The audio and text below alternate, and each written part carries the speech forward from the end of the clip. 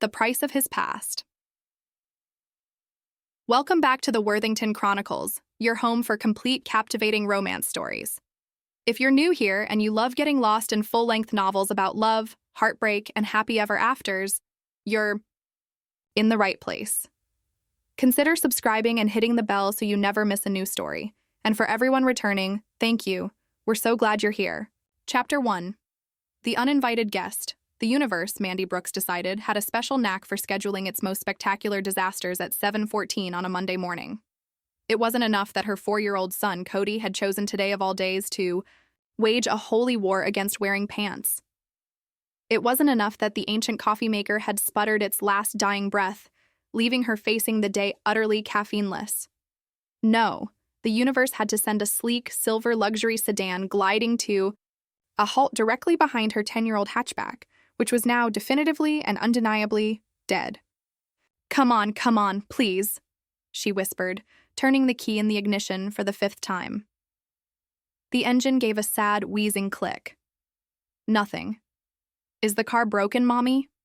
Cody asked from the back seat, his voice curious as he kicked his sneakered feet against his car seat.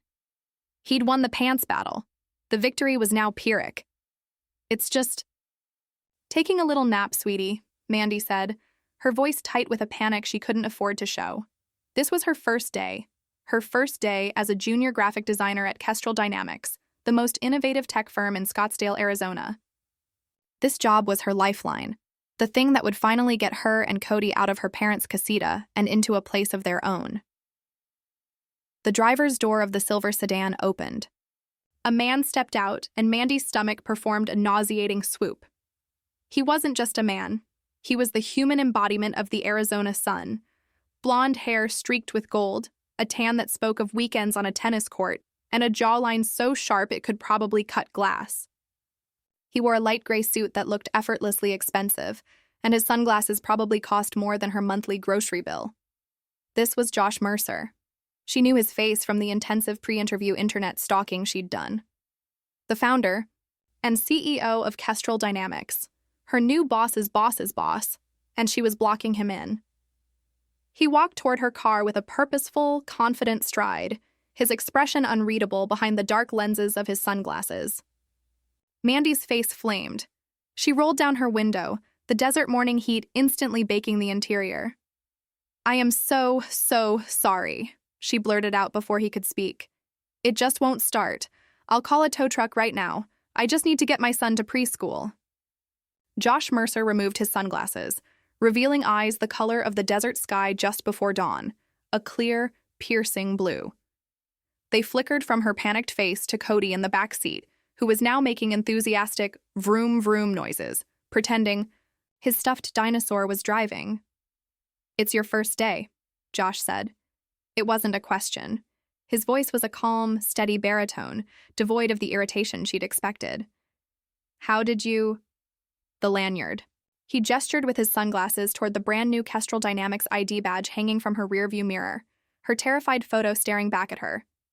Mandy Brooks, graphic design. "Oh, right." She felt like an idiot. "Do you need a jump?" he asked, his gaze already assessing her car's engine block. I don't have cables," she admitted, the humiliation complete.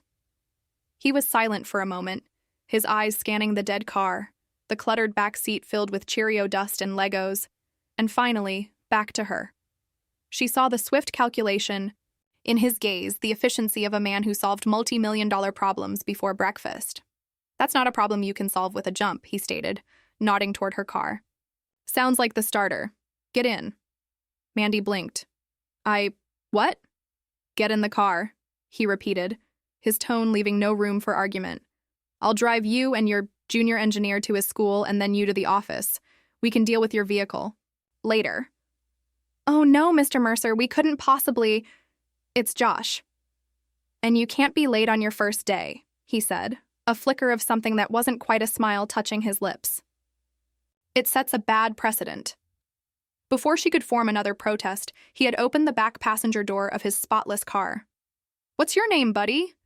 "Cody," her son announced, thrilled by this exciting turn of events. "And this is Steggy." He's a stegosaurus. A pleasure, Cody.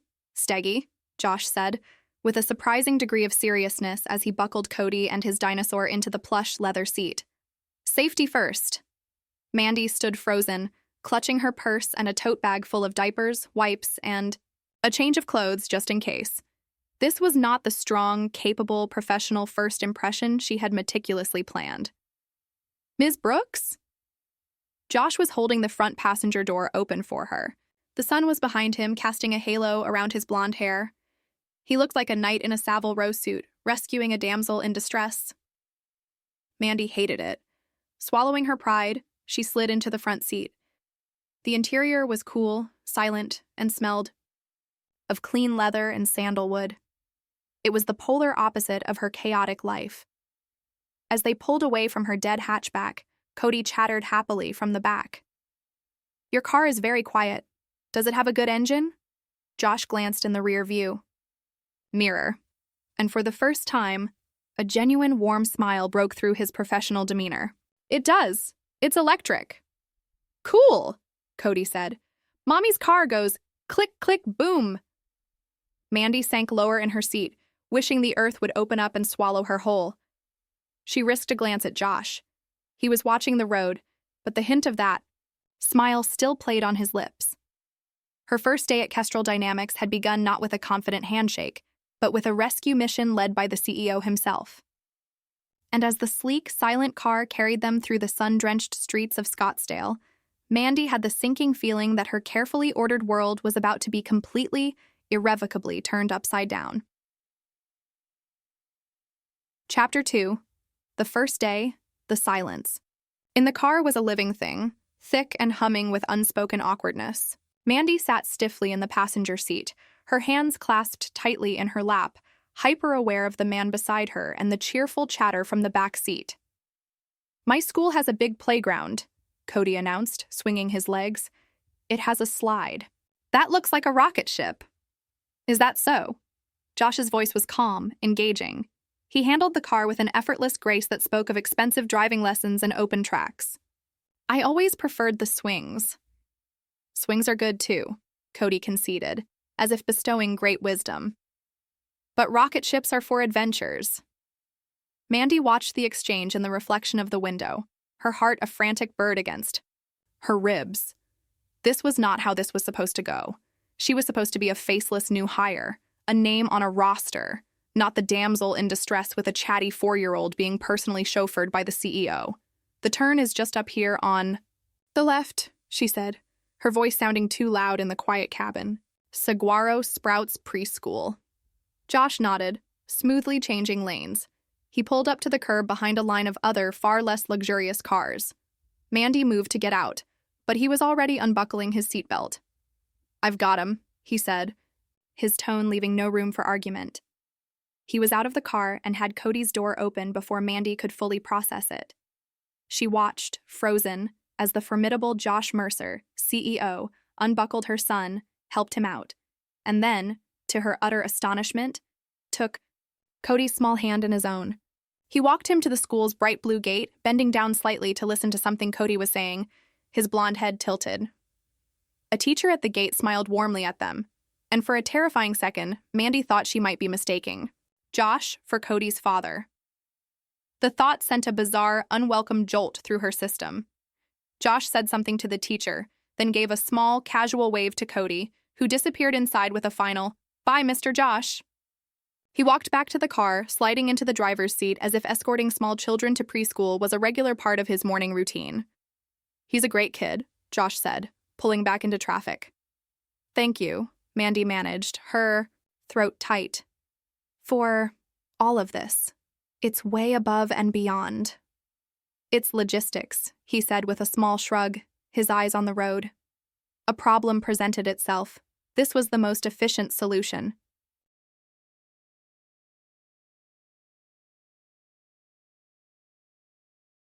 Of course, efficiency, not kindness. She was a logistical problem he was solving. The thought should have been comforting, a return to professional boundaries. Instead, it stung. The rest of the short drive to the Kestrel Dynamics campus was silent. The building was a stunning masterpiece of glass and steel, reflecting the sharp Arizona light, surrounded by native cacti and sleek outdoor seating areas. It looked more like a modern art museum than an office. Josh pulled up under a shaded portico. "Human Resources is on the second floor. Elaine will be expecting you." You told HR? "I sent a quick message while you were getting your things," he said, as if it were nothing.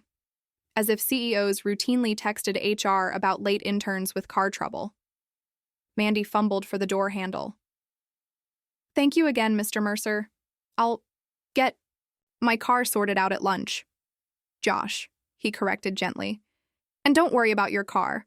I'll have my assistant arrange for a tow to our preferred garage. It'll be taken care of." Before she could protest, because how on earth would she pay for a preferred garage? He gave her a brief, professional nod. "Welcome to Kestrel, Mandy.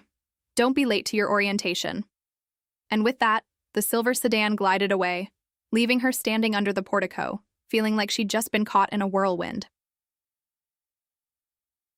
The rest of the morning passed in a blur of paperwork, benefits overviews, and a tour of the breathtaking facilities. She was given her own keycard and shown to her workspace. A clean, modern desk in an open-plan area buzzing with creative energy. Her new manager, a friendly woman named Sarah, welcomed her and gave her a simple first-day project, redesigning the icons for an internal employee app. It was safe, simple work. But as Mandy opened the design software, her mind kept drifting back to the car, to the sight of Josh Mercer holding her son's hand. She shook her head, trying to dispel the image. He was the CEO. She was a junior designer. Their worlds had collided for one messy moment, and now they would return to their separate orbits. At lunch, she was sitting alone in the sprawling, sunlit cafeteria, picking at a salad when her phone buzzed. It was an unknown number. Unknown. "Mandy, it's Josh Mercer. My assistant David has arranged for your car to be towed to Scottsdale Auto. They'll diagnose it and call you. The cost will be handled." Mandy stared at the text, her fork hovering midair. He'd given her his personal number, and he was paying for her car repairs. A wave of conflicting emotions washed over her. Immense relief, followed by sharp unease. She didn't want to be indebted to him. "Mandy. Thank you, but I can't let you do that. Please have them send me the bill." The response was almost immediate. "Josh. Consider it a first-day perk. The bill is handled. Focus on your work." The tone was final, CEO-ish. She sighed, a mixture of gratitude and frustration warring within her. She was about to type a reply when another text came through. "Josh. By the way, Cody invited me to his school's art show next Thursday. He said I should see his rocket ship painting." Mandy's breath caught in her throat. Cody had invited him. She looked up from her phone, her gaze sweeping across the cafeteria, half expecting to see him watching her from some executive balcony. But he wasn't there. He was in his office, a world away, and yet he had just effortlessly stepped right back into the center of hers. The carefully constructed professional boundary she'd been trying to rebuild all morning crumbled to dust. The whirlwind, it seemed, wasn't done with her yet. Chapter 3. Uninvited Echoes. The next few days at Kestrel Dynamics were a study in surreal contrasts.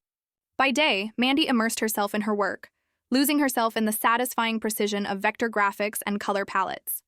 Her desk was in a vibrant, collaborative pod with 3 other designers, and the creative energy was infectious. She was good at this, and it felt good to be good at something again. By night, she was a single mom, navigating dinner, bath time, and the endless negotiations that came with a strong-willed 4-year-old. Cody talked about Mr. Josh approximately a dozen times a day, mostly in relation to the rocket ship slide and the quiet electric car. Josh Mercer himself was a ghost in the machine. Mandy caught glimpses of him sometimes, a flash of a blonde, head through the glass walls of a conference room, his tall frame moving with purpose across the far side of the cafeteria. He never approached her, and for that she was pathetically grateful. The text about the art show hung between them, unanswered. She had no idea how to respond. "No, you can't come," felt churlish. "Yes, please come to my son's preschool art. show felt wildly inappropriate. Her car was repaired and returned to her by Thursday, the bill mysteriously settled as promised. The normalcy of driving her own slightly less noisy hatchback should have been a relief, a return to her own orbit. Instead, it felt like the end of a strange, thrilling dream.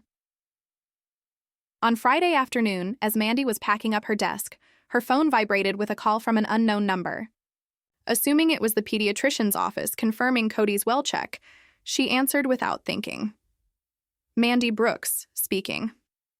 There was a beat of silence on the other end, followed by a voice that was like honey laced with shards of glass. So, you're the one. Mandy froze, her hand stilling on her laptop bag. I'm sorry, who is this? Jana Mercer, Josh's wife.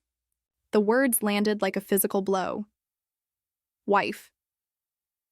Of course. A man like Josh Mercer didn't just exist in a vacuum. He would have a wife who was undoubtedly as polished and formidable as he was. Mandy's stomach twisted into a knot of shame and confusion. Why was his wife calling her? He's not wearing his wedding ring, is he? Jana's laugh was a short, bitter sound. Don't bother lying. I know he takes it off at the office, thinks it makes him look more approachable to the new young hires. This is a massive misunderstanding, Mandy said, her voice tight. Mr. Mercer was kind enough to give me and my son a ride to work on Monday when my car broke down. That is the entirety of our interaction. Your son, Jana repeated, the words dripping with cynical amusement. How very convenient. The single mother routine. He always did have a soft spot for a project. Mandy saw red. My son is not a routine, and I am not a project. I am an employee. Please do not call this number again. She ended the call, her hands trembling. She felt violated and furious. How had Jana gotten her number? HR, most likely. A bored or intimidated admin caving to the boss's wife. The entire interaction left a foul taste in her mouth, tainting the strange, beguiling memory of the car ride. She was so lost in her anger that she didn't hear the footsteps approaching her desk. Mandy? She jumped, whirling around to find Josh himself standing there, a faint line of concern between his brows. He was holding a small, flat box. Are you all right? You look upset. The concern in his voice, so genuine, made the anger surge. Back, hot and sharp. I'm fine, she said, her tone clipped. She grabbed her bag, slinging it over her shoulder. Just a stressful phone call from your wife. Josh's face went utterly still, the easy warmth in his eyes freezing over into 2 chips of blue ice. My ex-wife, he corrected, his voice dangerously quiet. Jana, what did she say to you? The correction shouldn't have mattered, but it did. It unspooled something tight in her chest. Enough. She implied that my single mother routine was a play for your sympathy. She knew you gave us a ride. She has my cell number. Mandy met his gaze, her own blazing with defiance. I don't know what kind of drama I've stumbled into, Mr. Mercer, but I want no part of it. I'm here to do my job, that's all. She expected him to get defensive, to make excuses.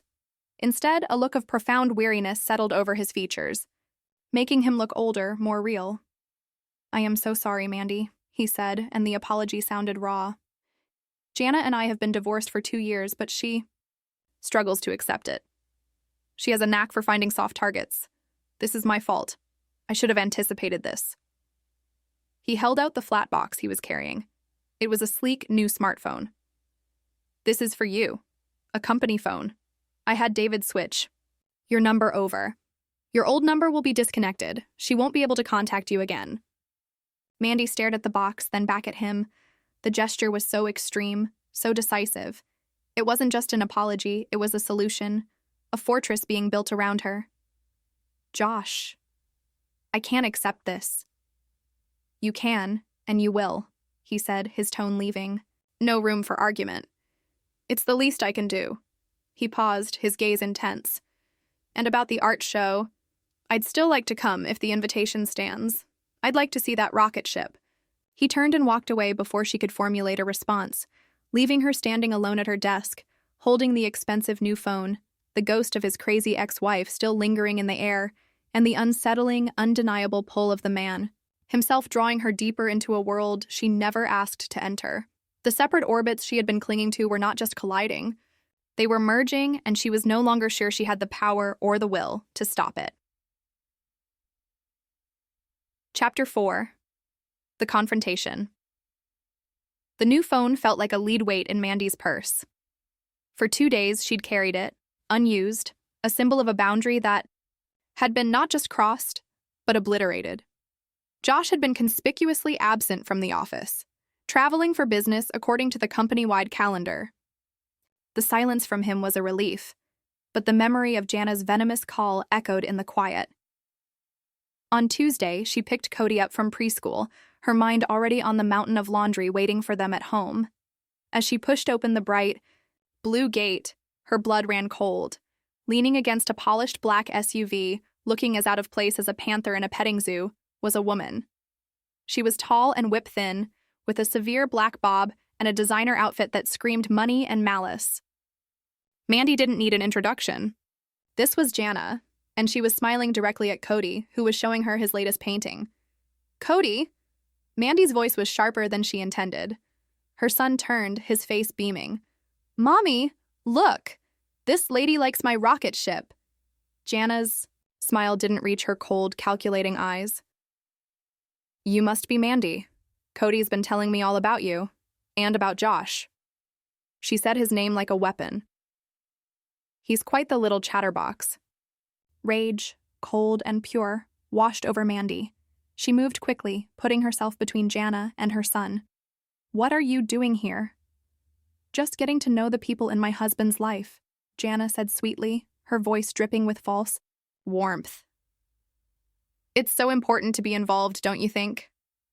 "He's not your husband," Mandy ground out, keeping her voice low for Cody's sake. She knelt, her back to Jana. "Hey, buddy, why don't you go show your painting to Ms. Amy? I'll be right there." Thankfully, Cody skipped off toward his teacher. Mandy stood and turned to face the other woman, all pretense of civility gone. "Stay away from my son." "Or what?" Jana chuckled, a dry, unpleasant sound. "You'll run to Josh? He's always been weak for women who play the victim, but it never lasts. He always comes back to me. I'm his reality. You're just a distraction." "You're delusional," Mandy shot back, her hands balling into fists at her sides. "There is no me and Josh. He's my boss. You harassed me and he gave me a new phone to make you go away. That's the extent of it. You are not a part of my reality, and you will not be a part of my son's. If you approach either of us again, I will call the police and file for a restraining order." Jana's smug facade cracked, revealing the ugliness beneath. "You have no idea who you're dealing with, you little nobody?" "I'm dealing with a sad, bitter woman who can't let go of a man who doesn't want her," Mandy said, her voice shaking but clear. "Now get off this property before I have you removed." For a long moment, they stood in a silent standoff, the cheerful sounds of the playground a stark contrast to the venom in the air. Finally, with a sneer, Jana pushed off the SUV. "This isn't over." Mandy watched her slide into the driver's seat and peel away, her heart hammering against her ribs. She felt violated, furious, and fiercely protective. She gathered a confused Cody, his rocket ship painting clutched in his hand, and hurried to their car. She didn't go home. She drove straight to the Kestrel Dynamics campus, a plan forming in her mind, fueled by white-hot anger. Josh's travel calendar said he was due back this afternoon. She was going to meet him the moment he arrived. She parked and marched through the gleaming lobby, Cody's small hand in hers. She didn't stop at her desk. She went directly to the executive floor, her passkey, to her surprise, granting her access. She stood outside the door to his private office, her breath coming in short gasps. The elevator down the hall chimed. Josh stepped out, looking tired from his trip, a leather messenger bag slung over his shoulder. He stopped short when he saw her. "Mandy? What are you— Is everything okay?" His eyes dropped to Cody, who was hiding slightly behind her legs. "No," she said, her voice dangerously calm. "Everything is not okay. Your ex-wife was at my son's school today. She approached him. She was talking to him. Alone. while she waited for me. All the color drained from Josh's face. What? She was there, Josh. At the playground, smiling at my 4-year-old son, after you promised me she wouldn't be able to contact me again. She took a step forward, jabbing a finger in his direction, not caring about the open floor plan or the stunned assistants watching. A new phone isn't a solution. It's a band-aid on a gunshot wound. Your drama, your toxic past, is now showing up at my child's school. Do you understand that? This is not a corporate logistics problem you can solve with efficiency and a company credit card. This is my life. This is my son. Her voice broke on the last word. Tears of fury and fear welled in her eyes, but she refused to let them fall. Josh looked utterly shattered. He looked from her furious face to Cody's wide, confused eyes, and a wave of pure self-loathing seemed to crash over him. He looked more horrible than she could have ever hoped. Mandy, he breathed, his voice ragged. I have no words. I am so... Save it! She cut him off, her tone icy. She scooped Cody into her arms, holding him close. Just fix it. Make her disappear from our lives. Permanently. Or I will, and my solution won't involve a polite new phone. She turned on her heel and walked away, leaving Josh standing alone in the hallway, the weight of her words, and the sight of her terrified child, finally making him understand the true, human cost of the chaos he'd brought into her world. Chapter. The reckoning Josh didn't go to his office. He stood frozen in the hallway for a full minute after Mandy left. The image of Cody's frightened eyes and Mandy's blazing fury seared into his mind. The polished, controlled world he'd built for himself had just cracked open, and the ugliness he'd tried to compartmentalize had spilled out, contaminating the one good, pure thing that had stumbled into his life. He turned on his heel, strode, back to the elevator, and descended to the parking garage. His movements were sharp, robotic.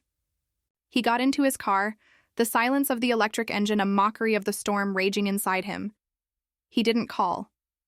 He drove directly to the minimalist steel and glass house in Paradise Valley that he had once shared with Jana, the house he still paid for out of a misguided sense of guilt. Not today. He used his key, a habit he hadn't broken, a tether he now saw was a fatal flaw, and let himself in. Jana was lounging on a white sofa, a glass of white wine in her hand, looking utterly pleased with herself. The smile vanished when she saw his face. Josh, what a surprise. Her voice was a purr, but her eyes were wary. You went to her son's school. His voice was low, a controlled tremor of pure rage running through it. You spoke to a 4-year-old child to get to her, to get to me. Jana set her wine, glass down with a sharp click. I was just being friendly. The child was very talkative. He seems quite taken with you. Don't, he snarled, taking a step forward. The civilized veneer he usually maintained with her was gone, stripped away. Don't you dare speak about him. Don't you even look in their direction. What is wrong with you? What's wrong with me? She laughed, a harsh, brittle sound.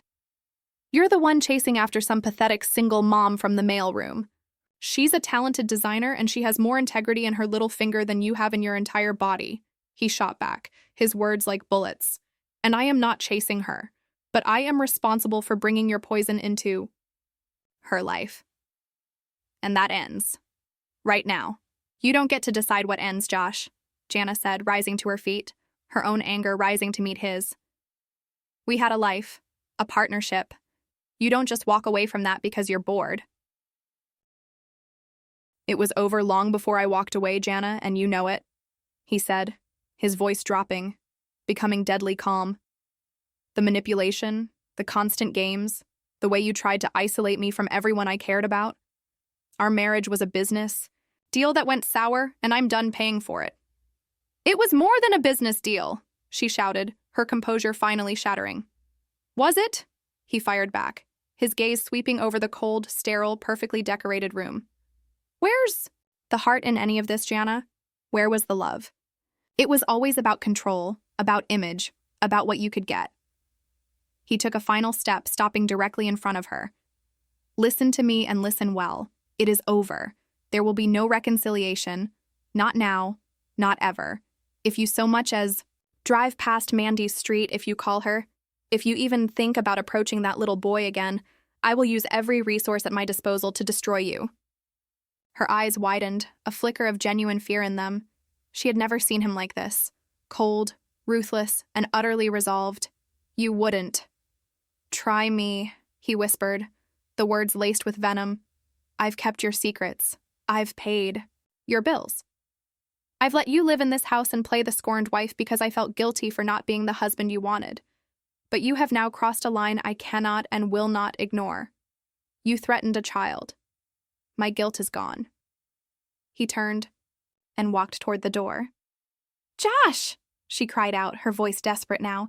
You can't just leave. We're meant to be together. He paused at the door, not looking back. No, Jana, we never were. He walked out, closing the door softly behind him. The finality of the sound echoed in the grand, empty space of the foyer. Outside, he leaned against his car, his hands shaking. He felt drained, hollowed out. But for the first time in years, he also felt free. The ghost was finally, truly, being laid to rest. Pulling out his phone, he pulled up Mandy's new number. He typed a message, his thumbs clumsy. Josh, it's done. She will not contact you or Cody again. You have my word. I am so sorry for the pain I caused you both. He didn't expect a reply. He didn't deserve one. He had fixed the problem. With the brutal efficiency he was known for, but the cost was written all over Mandy's face, and he knew it was a cost he would be paying for a long, long time. Chapter 6. Scars and Slow Beginnings. The silence from Mandy stretched for 2 days. Josh didn't push. He threw himself into work, but the focus that had always been his sharpest tool was blunted. He'd see a flash of chestnut hair in the hallway, and his heart would lurch, only to be met with the polite, slightly wary smile of a stranger. The office, once his sanctuary, now felt like a place of penance. On the third day, as he was leaving late, he found a small folded note on the driver's seat of his car. It hadn't been there when he'd arrived. His name was written on the outside in a neat, elegant script. Josh, your word is enough. Thank you for handling it. If the offer still stands, Cody's art show is tomorrow at 4 p.m. He would be thrilled to see you. And the relief was so profound it felt like a physical blow. He read the note 3 times, the simple words, a balm, on a wound he feared was fatal. She wasn't shutting him out. She was offering a thread, thin and fragile, but a thread nonetheless. The next afternoon, he stood at the edge of the Saguaro Sprouts preschool auditorium, feeling more exposed than he had in any boardroom. The room was a riot of color and noise, filled with proud parents and exuberant children. He saw Mandy immediately. She was kneeling beside Cody, pointing to a vibrant, lopsided painting of a rocket ship blasting through a purple sky. She looked up, and her eyes found his across the room. She offered a small, tentative smile and nodded him over. Mr. Josh, you came, Cody yelled, launching himself at Josh's legs. Josh laughed, a real, unguarded sound, and scooped the boy up. I told you I would. And that, he said, pointing to the rocket ship, is the most magnificent spacecraft I have ever seen. He looked at Mandy over Cody's head. It's incredible. He worked very hard on it, she said softly, her gaze searching his. The anger from the other day was gone, replaced by a cautious curiosity. They walked through the art show together, a bizarre but comfortable trio. Josh bought 2 of Cody's masterpieces from the art auction, a bake sale table, paying an exorbitant sum that made Mandy's eyes widen. Afterward, as other families drifted away, Cody ran off to play on the rocket ship slide. They stood side by side watching him.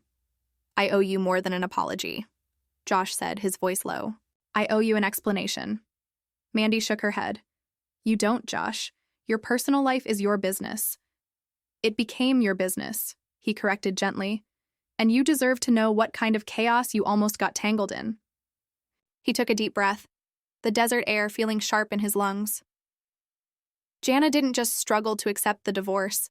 Our marriage ended because I discovered she had been having affairs. Not one, several. With old boyfriends, with a guy from her gym, with a business associate of mine. He kept his eyes fixed on Cody, the memory a cold stone in his gut. I was a fool. I was so focused on building the company, I didn't see what was happening right in front of me. I found out from a congratulatory email meant for her from one of them, joking about how easily I was fooled. He finally looked at Mandy. It wasn't just the betrayal, it was the humiliation, the systematic dismantling of my trust. It made me feel blind, stupid.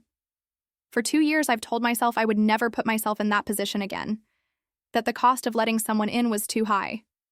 It was easier to be alone. Mandy was silent for a long moment, absorbing his words. So, the new, young hires. Jana's accusation? A projection, he finished. She assumed I was like her, but I wasn't. I wasn't looking at anyone.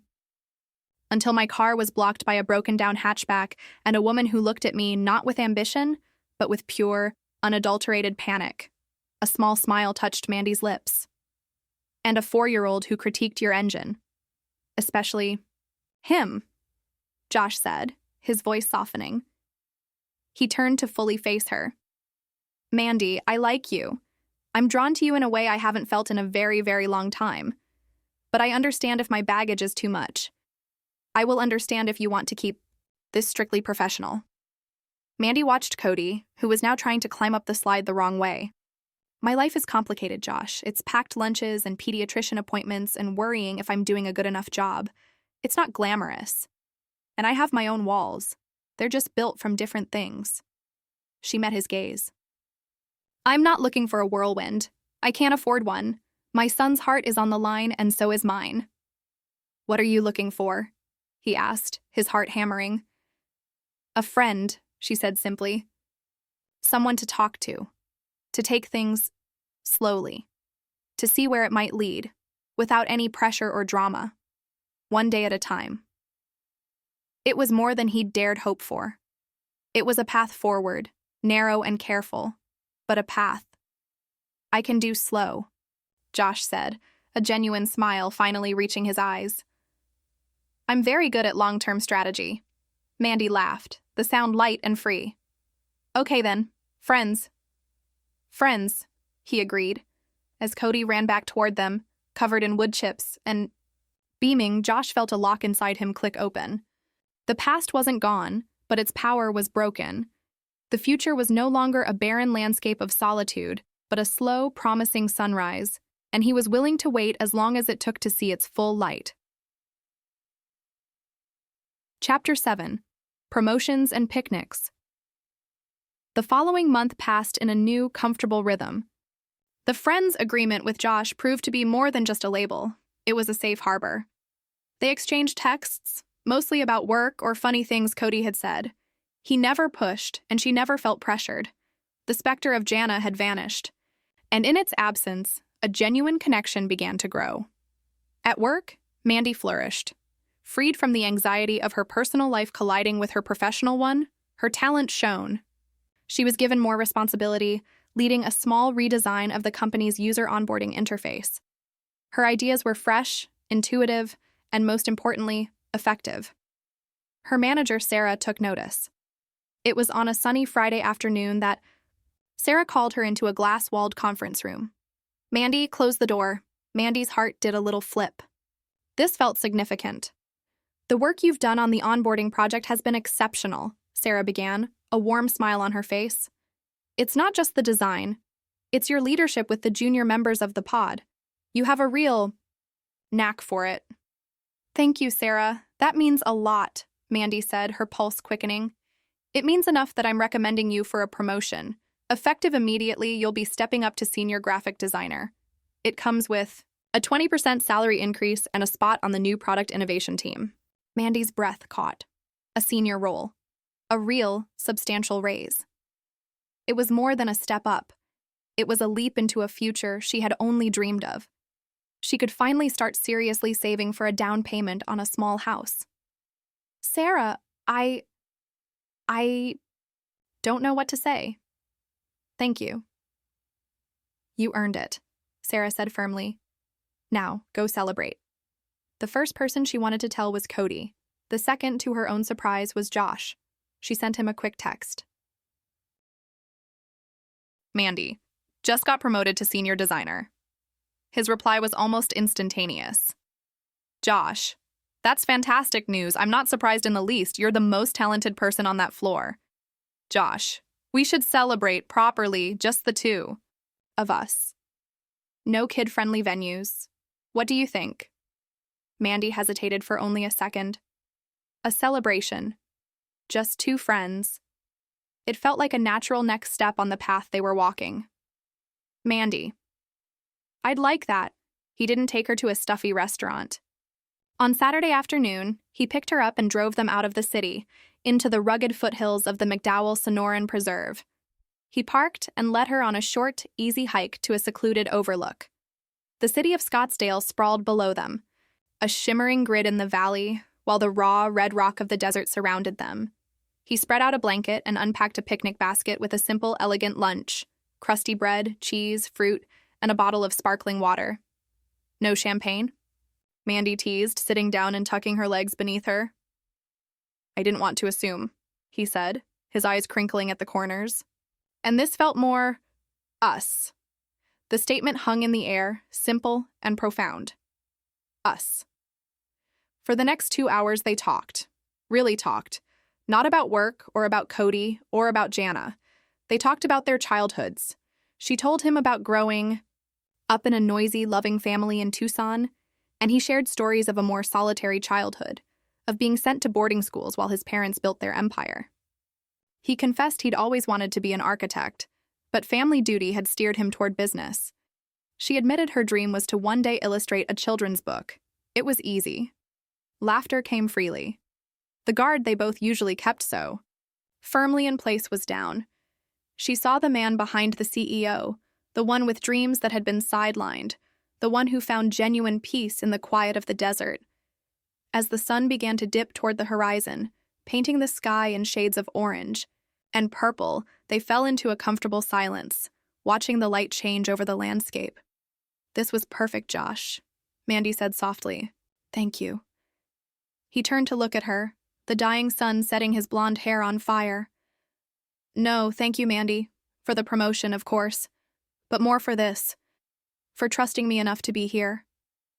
The air between them shifted, charged with the unspoken thing that had been growing since the day her car broke down. The friend's boundary felt thin, transparent. He was looking at her not just as a friend, but as a woman he was deeply, undeniably attracted to. Mandy's breath hitched. She felt the same pull, a magnetic force that was becoming harder to resist. He didn't move to kiss her. He simply reached out and gently tucked a stray strand of hair behind her ear, his fingers brushing her cheek. The touch was electric, a promise of everything that could be. We should probably head back, he said, his voice husky. We're taking it slow. Mandy nodded, her heart pounding. Slow, she echoed, the word feeling both like a safety net and a thrilling challenge. As they packed up and hiked back to the car in the twilight, the silence between them was no longer just comfortable. It was alive with possibility. The promotion had been a career upgrade, but this outing, this connection, felt like an upgrade for her soul. And for the first time, she allowed herself to truly believe that something beautiful was beginning. Chapter 8. Poisoned Words. The peace Mandy had found after the picnic lasted exactly 1 week. It was a golden, hopeful time where texts from Josh felt warm and full of promise, and her new role at work was challenging and rewarding. She'd even started idly browsing Zillow, a secret, thrilling indulgence. The call came on a Tuesday evening. Cody was finally asleep, and Mandy was curled on the couch, savoring the quiet. When her phone lit up with unknown caller, her stomach clenched with a familiar dread. She almost didn't answer, but a stubborn part of her refused to let Jana have that power. She swiped to answer, bracing for a fight. What do you want, Jana? But the voice on the other end wasn't the sharp, venomous tone she expected. It was soft, trembling, and thick with tears. Mandy, I know I have no right to call, but I need to talk to you. Please. Mandy's guard, which had been up and ready, faltered. Are you okay? A choked sob echoed down the line. No, I'm not. I've made so many mistakes. With Josh, with you. I'm just so lost. Against her better judgment, a flicker of pity stirred. Jana, I don't think this is a good idea. Please, just listen for 1 minute, Jana pleaded, her voice raw. I saw you two together, at the art show. He looked at you the way he used to look at me, and it killed me because I know the truth. What truth? Mandy asked, her voice cold, but a seed of doubt was planted. He's not over me, Jana whispered, the words dripping with a tragic certainty. He'll never be over me. What we had, it was catastrophic and beautiful, and you don't just walk away from that. He pays for my house, my car, my life. Why would he do that if he was truly done? He's trying to replace me with you because you're safe. You're uncomplicated. But he doesn't love you. He's just using you to try and forget the one woman who ever truly got under his skin. Each word was a carefully aimed dart, finding every one of Mandy's hidden insecurities. Safe, uncomplicated, a replacement. The memory of Josh's confession about his shattered trust, his vow to never date again, now seemed to twist into something else. Not a fear of being hurt, but an inability to let go of the one who hurt. Him. He told me about the affairs, Jana, Mandy said, but her voice lacked its earlier conviction. Jana let out a bitter, wet laugh. Of course he did. He plays the victim so well. Did he tell you he drove me to it? That he was so married? To his work? I was a ghost in my own home? An affair was the only way to feel seen. He'll do the same to you, Mandy. And when he's bored, he'll come crawling back to me. He always does. The line went dead. Mandy sat in the sudden silence, Jana's poisonous words echoing in the quiet room. They slithered into the cracks of her newfound happiness, tainting every memory of the picnic, every soft glance, every promise of slow. The fairy tale was crumbling, and the familiar bitter taste of reality was back. When Josh texted her the next morning, his tone light and hopeful, asking if she and Cody wanted to go to the zoo on Saturday, she didn't reply. She avoided him at work, taking a different route to the coffee machine, keeping her head down. The confusion and hurt built into a solid, painful lump in her chest. He finally cornered her on Friday afternoon, stepping into the elevator just before the doors closed. The moment they were alone, the air turned heavy. Mandy, he said, his voice laced with concern. What's going on? Did I do something wrong? She couldn't look at him. She stared at the descending floor numbers. Jana called me. Josh went very still. What did she say? She said, you're not over her. That you pay for her life because you can't let go. That I'm just the safe, uncomplicated replacement until you go back to her. The words tumbled out, flat and lifeless. And you believe her? He asked, his voice dangerously quiet. The elevator dinged, arriving at the lobby. The doors opened, but neither of them moved. I believe that hurt people, Josh. And the two of you are clearly still entangled in a way I can't compete with. I told you from the start, my son's heart is on the line. And so is mine. I can't do this. I can't be in the middle of whatever this is. Mandy, look at me, he pleaded. Everything she said is a lie. It's a game. She's manipulating. You because she sees how happy I am with you. Are you? Mandy finally met his gaze, her eyes shining with unshed tears. Are you happy? Or are you just using what we have to bandage a wound that's still wide open? He opened his mouth to protest, but the absolute weary certainty in her eyes stopped him. She had already made up her mind. The trust they had, so carefully built, had been shattered by the master manipulator who knew exactly which buttons to push. I can't do this, Josh, she repeated softly, stepping out of the elevator. It's better if we just go our separate ways. She walked away, leaving him standing alone in the metal box, the doors sliding shut, cutting him off from her. The path that had seemed so bright and promising just days before was now closed, blocked by the ghost of a past that refused to stay buried. They were back in their separate orbits, but this time, the space between them felt infinite and final. Chapter 9. The hollow victory. The victory felt like ash in Jana's mouth. She had won. She had successfully driven the little nobody away, just as she knew she would. The phone call, the perfectly timed tears, the carefully crafted lies, it had all worked with an almost boring predictability. Josh was alone again, isolated, right where she needed him to be. But as she paced the cold, silent expanse of the house he still paid for, there was no triumph, only a gnawing, restless emptiness. She had done this before, scared off other women, with a well-placed rumor or a hissed threat at a charity gala. It had always given her a petty thrill, a reaffirmation of her power over him, even after the divorce papers were signed. This was different. Mandy Brooks hadn't been a social climber or a gold digger. She had been real.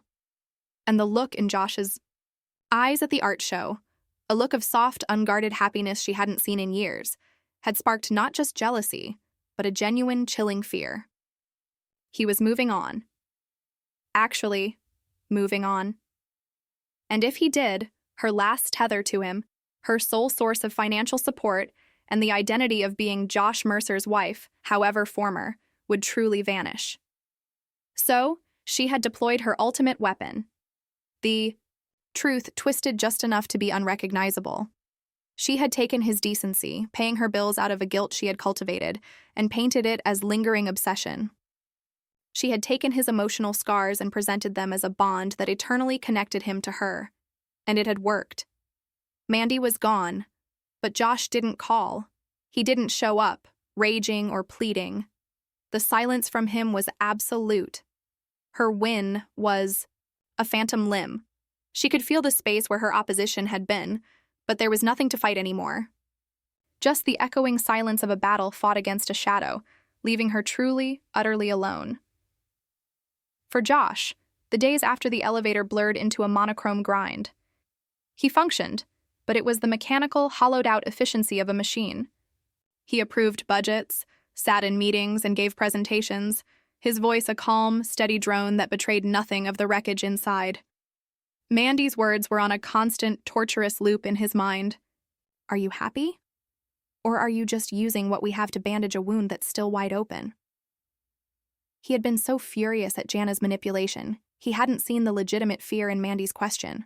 He had been so focused on proving he was over Jana, he had failed to see that Mandy needed proof that he was ready for her. For the complicated, beautiful package deal of her and Cody. He saw Mandy once, across the Kestrel campus. She was walking with Sarah, her head bent as she listened intently to something her manager was saying. She looked professional, capable, and heartbreakingly sad. She didn't glance his way. The distance between them was a physical chasm he didn't know how to cross.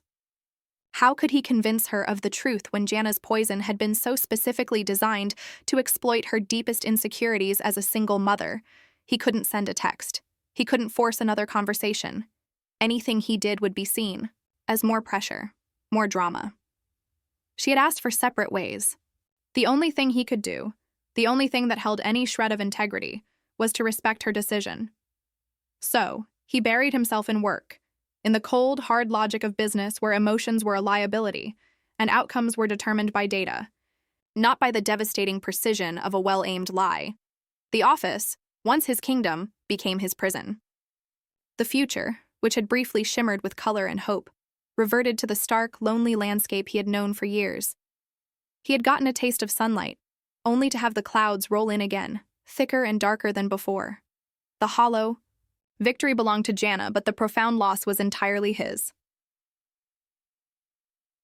Chapter 10. The intervention. A week passed, then another. The Kestrel Dynamics office felt like it was holding its breath. The vibrant energy that usually hummed through the design pod where Mandy worked had dimmed. She was professional, her work impeccable, but the light in her eyes had been extinguished. She was a ghost of the woman who had brilliantly led the onboarding project, Sarah, her manager, watched it all with a growing sense of unease. She'd seen the change after the promotion, the hopeful spark after the art show, and she'd seen the exact moment it had vanished. She wasn't blind to the undercurrents between Mandy and Josh, nor to the sudden glacial return to strict formality between them. One Thursday, after Mandy had declined a third invitation to join the team for after-work drinks, Sarah decided enough was enough. She didn't go to Mandy. She scheduled a meeting with Josh. Josh looked up from his desk, his expression one of polite surprise when Sarah entered his office. "Sarah, what can I do for you?" "It's about Mandy Brooks," Sarah said, closing the door and taking a seat without being invited. She had a no-nonsense reputation for a reason. Josh's posture stiffened almost imperceptibly. "Is there a problem with her work?" "No, her work is still excellent. But the fire is gone, Josh. The passion, the ideas that came from a place of joy, it's been snuffed out. She's just going through the motions." Sarah leaned forward, her gaze direct. "And if I'm not mistaken, the timeline of her decline coincides almost exactly with the two of you stopping whatever it was you were starting." Josh looked down at his desk, his jaw tight. "That is a personal matter, Sarah. It becomes a professional matter when it affects the morale and output of one of my best senior designers," she countered firmly. "I don't know what happened, and I don't need to. But I do know talent when I see it, and I know when that talent is being crushed under the weight of unnecessary personal drama. I've fought too hard to get her this promotion to watch her burn out in silence." Her words were a bucket of cold water. Josh had been so wrapped up in his own misery, he hadn't considered the professional cost to Mandy. He'd been selfish, wallowing in his own hurt, while the woman he cared about was suffering in plain sight.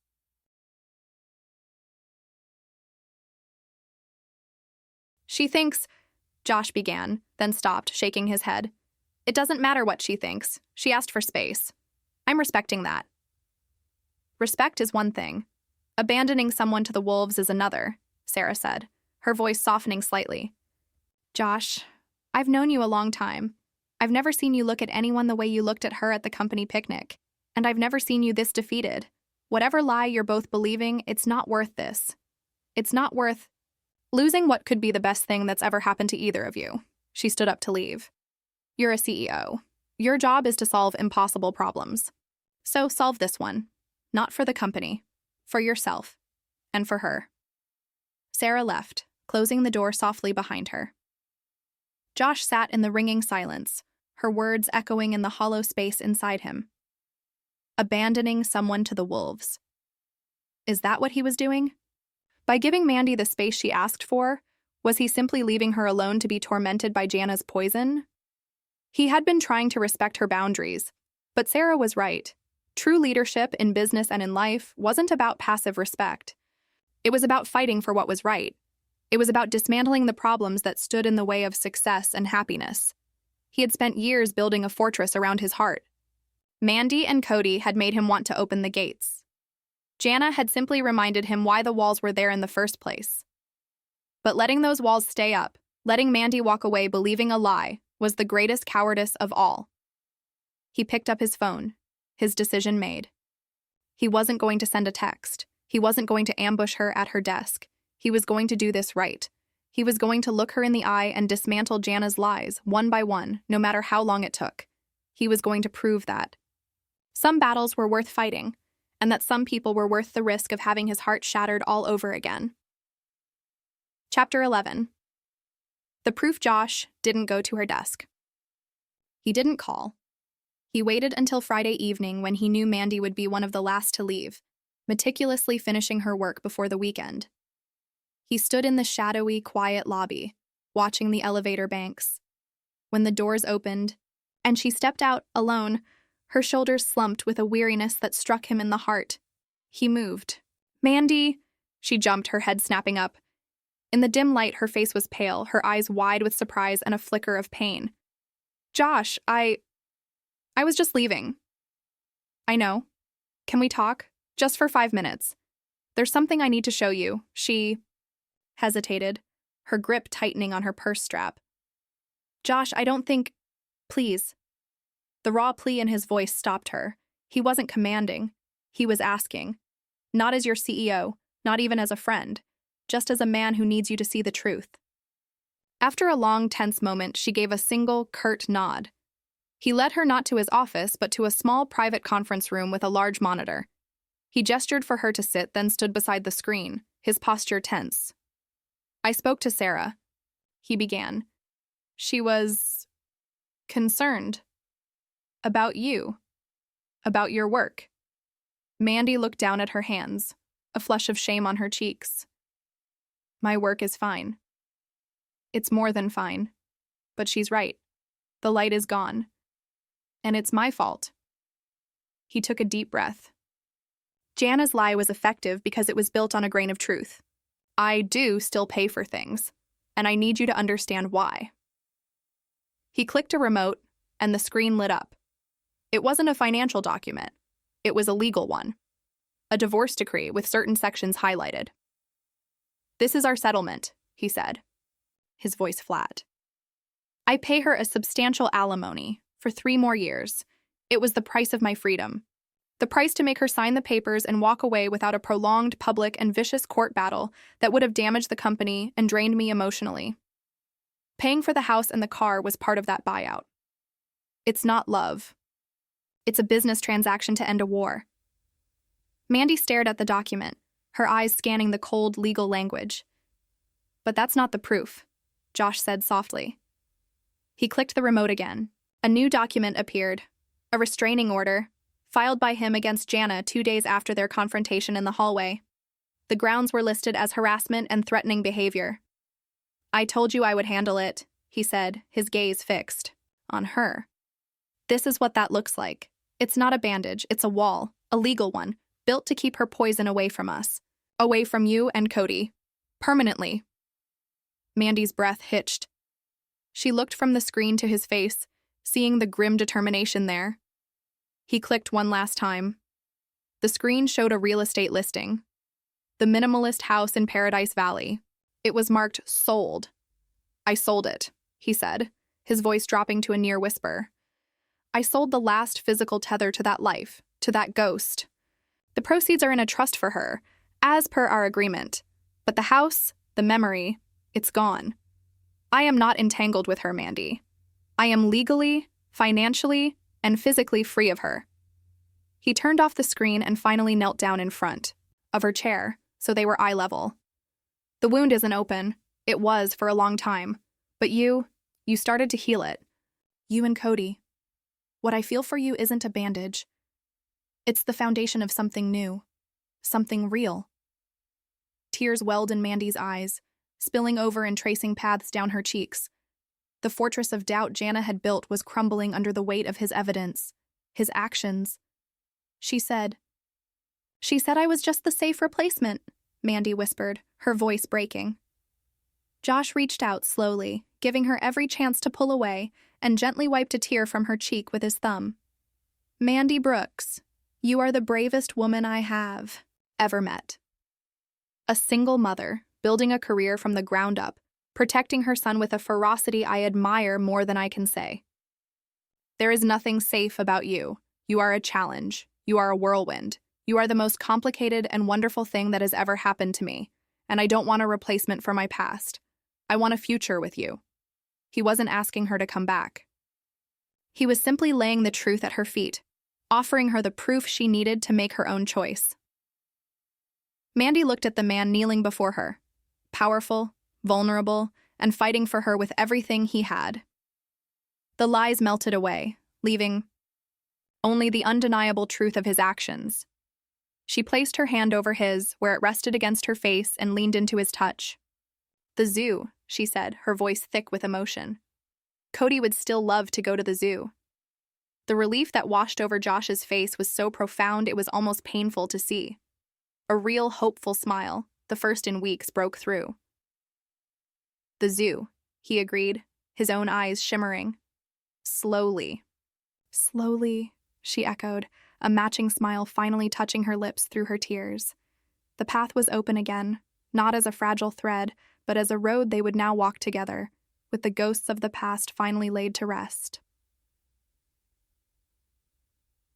Chapter 12.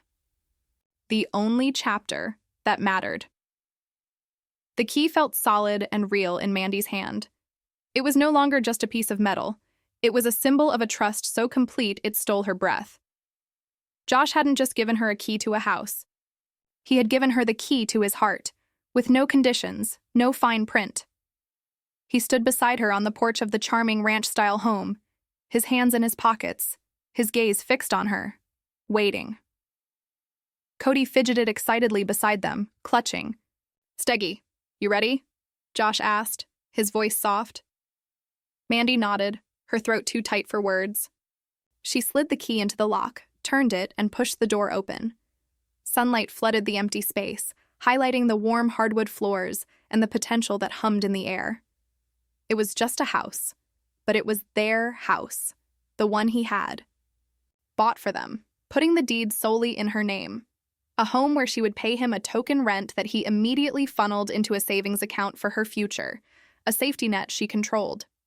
It was the most empowering, loving gesture she could ever imagine. Cody whooped and ran inside, his footsteps echoing through the empty rooms. "This one can be my room, and this can be Mommy's, and this can be yours, Josh." Josh laughed, the sound rich and full of joy. He looked at Mandy, his eyes shining. "He's already got it all figured out." He took a step closer, closing the distance between them in the sun-drenched foyer. He didn't kiss her. He simply took both of her hands in his thumbs stroking her knuckles. "I don't have a grand speech," he said, his voice low and steady. "All I have is a question and a promise." He took a deep breath. "Mandy Brooks, will you build a life with me here? A real, messy, wonderful life with bedtimes and burnt toast and all of it? I promise to love you, to respect you, and to stand by you and Cody every single day." Tears of pure, unadulterated happiness streamed down Mandy's face. This was it. This was the man who had seen her at her most vulnerable and hadn't flinched. The man who fought for her, not with grand gestures, but with legal documents and unwavering faith. "Yes," she whispered, her voice breaking on the word. "Yes, to all of it. The bedtimes, the toast, the whole beautiful life." He finally kissed her then, a kiss that was less a beginning and more a seal on a promise they had already made. It was a kiss full of a future, of shared mornings in a sunlit kitchen, of watching Cody grow in a backyard with a swing set, of growing old together in the home they would fill with love. When they parted, Cody was tugging on Josh's pant leg. "Are you gonna live here now? For always?" Josh scooped him up, holding the boy easily on his hip. He looked from Cody's hopeful face to Mandy's radiant one. "For always," Josh said, and it was a vow. In that empty sunlit house, surrounded by nothing but potential and each other, their family was born. The long, winding road had not just led them home. It had led them to each other, and that was the only destination that had ever mattered. 2 years later, the backyard was filled with the sounds of laughter and clinking glasses. A big boy fort, now slightly weathered from adventure, stood sentinel in the corner. On the porch of the charming ranch house, Josh Mercer stood with a sleeping 2-year-old girl, Alara, cradled on his shoulder, gently swaying. Inside, Mandy smoothed down the pages of her first published children's book, Cody and Aiha. The rocket ship Slide, which was dedicated to Jay, for the quiet strength to dream again. She looked out the window of her sunlit studio, her heart swelling at the sight of her husband. Across the lawn, 6-year-old Cody, ever the engineer, was explaining the mechanics of a new, more complex swing set to a captivated group of adults. "It's all about the pivot point," he stated with serious authority. Josh caught Mandy's eye through the window and smiled, a slow, deep smile that still made her feel like the center of the universe. He had sold Kestrel Dynamics a year ago, using the capital to start a foundation that funded arts and sciences in underfunded schools. He was home now, truly home, for bedtime stories and family dinners. Mandy walked out onto the porch, slipping her hand into his free one. Alara stirred in her sleep, sighing contentedly. "It's perfect," Mandy whispered, leaning her head against his shoulder. Josh looked out at their son, their daughter, their home, the life they had built from a foundation of trust and a promise, made in an empty house. "It's just the beginning," he replied, his voice full of a quiet, unwavering certainty. And as the Arizona sun dipped below the horizon, painting the sky in brilliant hues, Mandy knew with every fiber of her being that he was right.